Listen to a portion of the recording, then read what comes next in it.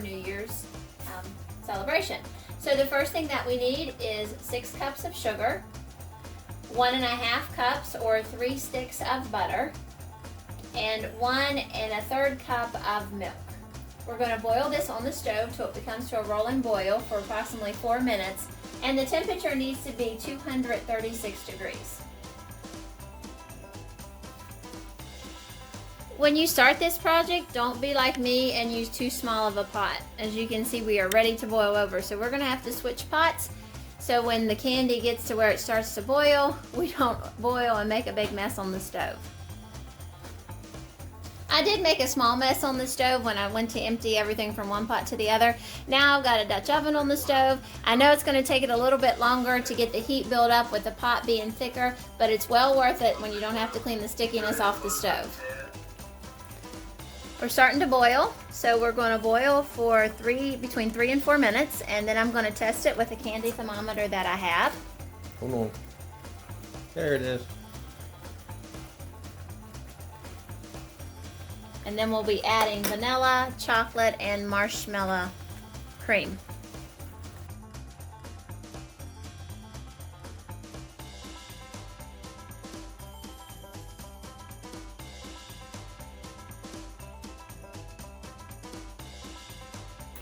Candy thermometer's gradually creeping up there. We're looking for 236 degrees. 2 things you want to make sure you don't do when you start candy like this is use a big enough pot, which we've seen that mistake, what a mess that can cause.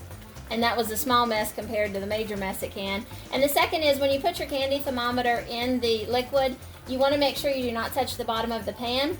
The bottom of the pan will be hotter than the liquid within the pan, and you'll have a false reading. If we get our 234 degrees, we're going to turn that off, and we need to add our chocolate, which I've already had pre-measured, and our marshmallow cream.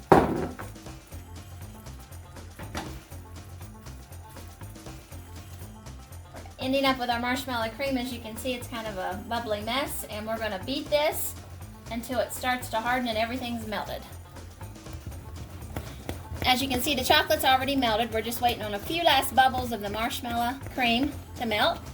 Then we're going to put it in our pan. Your pan needs to be lined with parchment paper or aluminum foil or something so it's not so sticky. Even if we was to cover our pan with butter, it still will not come out. This is a kind of a sticky candy.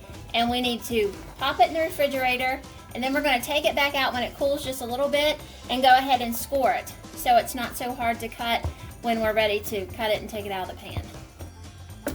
Here's our final product. As you can see, it's already starting to harden a little bit. One good thing about fudges, when you make them, you can scrape the bowl to get all the goodness in the bowl. Some candies you can't scrape, because if you do, they'll get grainy, but fudge is not one of those. So now we're going to pop this in the fridge and let it harden just a bit before we bring it back out to score it. Because it's cooler today, we put the candy, the fudge, out on the deck to be able to cool instead of using the refrigerator. Now we're going to see if it's ready to score. Yep, it was, and now you just put a line through the top of it. That's called scoring. So when you're ready to cut and it's firmly hardened, it won't be so hard for us to cut clear through. And when we score, you want to score the way that your pieces would be. These are fairly large pieces, but that's how it turned out. You could cut it again if you wanted to, whatever sizes you want. So I did not sink the knife all the way through. You just skim the top of what you want to, how you want your pieces to be. It's a couple days after we made the fudge and we've had our New Year's celebration. The fudge turned out completely divine. So what we had left over, we decided to vacuum seal and pop into the freezer. So when we want a quick snack, we can just pull it out, thaw it, and be able to eat it.